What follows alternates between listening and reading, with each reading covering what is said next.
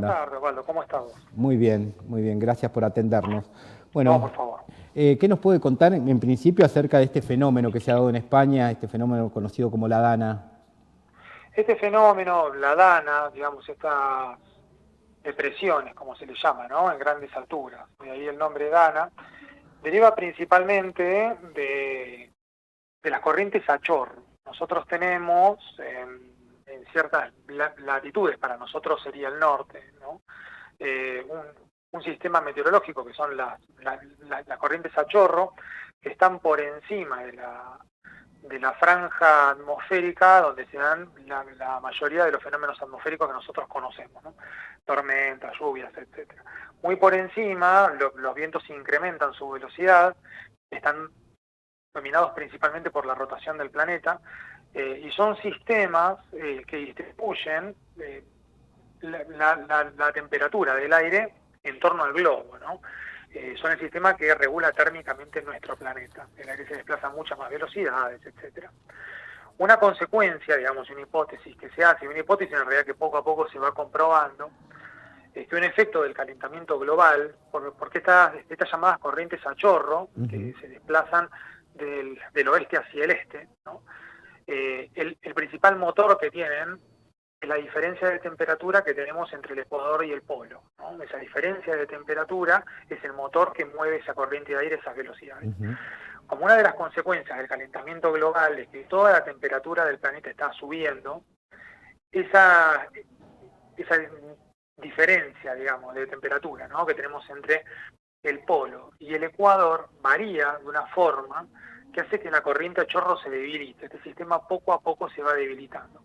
Entonces vos imaginate, sería como el sinónimo, como si vos tuvieras un río, ¿no?, que transita a mucha velocidad, donde el agua transita a mucha velocidad, y de repente vos le pones un freno a ese caudal. Entonces, lo que pasa es que el río toma curvas, forma meandros, curvas muy grandes, en lugar de distribuirse en torno al planeta de una forma relativamente homogénea, toma curvas cada vez más grandes, y esas curvas alcanzan latitudes que antes no alcanzaban. Y estamos hablando de aire muy frío, que está a mucha altura.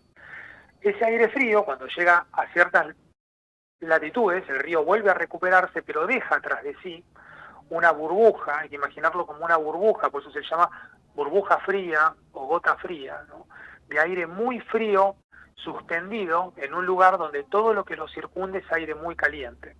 Porque el Mediterráneo en estos últimos meses, en estas últimas semanas, ha tenido temperaturas muy altas, o sea, anormalmente altas para esta época del año, que también es una consecuencia del calentamiento global.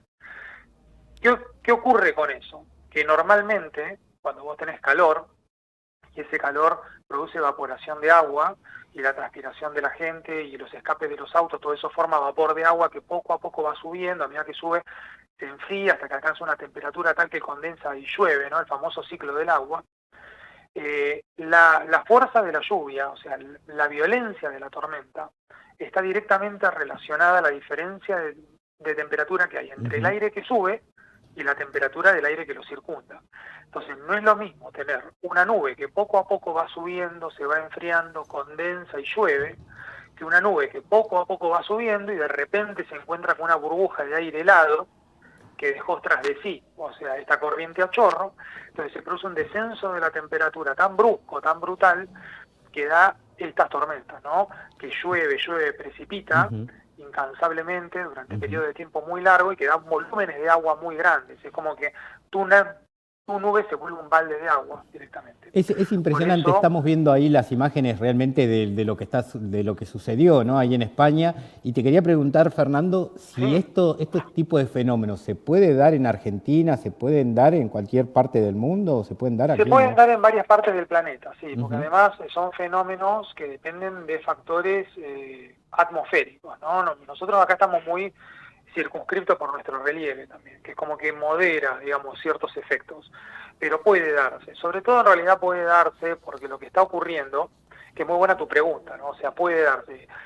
Si vos me haces esa pregunta, yo tengo que ir a la estadística, ¿viste? Tengo que decir, bueno, mira, estadísticamente para nosotros no son tan frecuentes, sin embargo, como la estadística está cambiando a causa del calentamiento global, todas estas cosas están en boga. Por eso también es tan difícil pronosticarlas y predecirlas.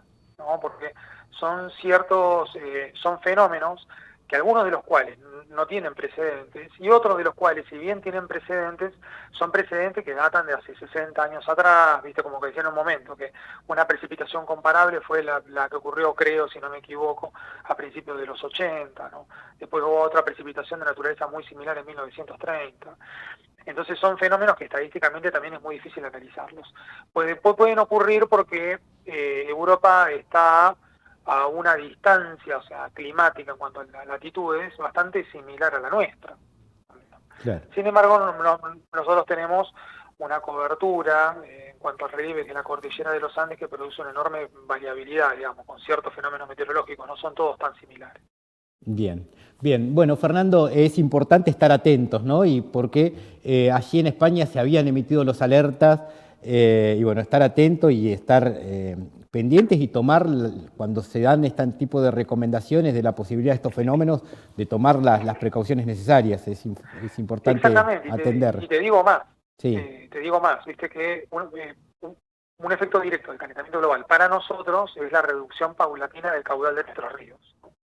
Entonces eso hace que el río cada vez tenga orillas más grandes que se terminan poblando con barrios, viste, con estructura, la gente avanza sobre el margen del río. El tema es que esos caudales, que como está pasando y estamos viendo en otros lugares del mundo, se recuperan después violentamente en periodos muy cortos de tiempo, que no dan tiempo, digamos, a replantear una estructuración. Entonces hay que tener en cuenta que el río eventualmente va a recuperar el caudal, porque el problema justamente del cambio climático es que los normales están empujando a valores cada vez más acotados y más extremos. O sea, vos tenés tus temperaturas en horas de calor cada vez más violentas, ¿no? Tus caudales en caudales cada vez más importantes, tus tormentas y tus lluvias en tormentas cada vez más violentas. Entonces hay que tener ese recaudo, ¿no? Que pasa con nuestros ríos, por ejemplo, con eventos que hemos tenido, por ejemplo, el año pasado, que el río después quiere recuperar su caudal y está todo poblado. Claro. Y son esas cosas la que van pasando porque todas las estructuras están cambiando. Y bueno, hay que empezar a acomodarse porque la que gobierna es la atmósfera, ¿no? No queda otra. Fernando, te agradecemos este contacto, muy interesante. No, por favor, esta siempre a disposición. charla. Un abrazo muy grande y seguimos en contacto.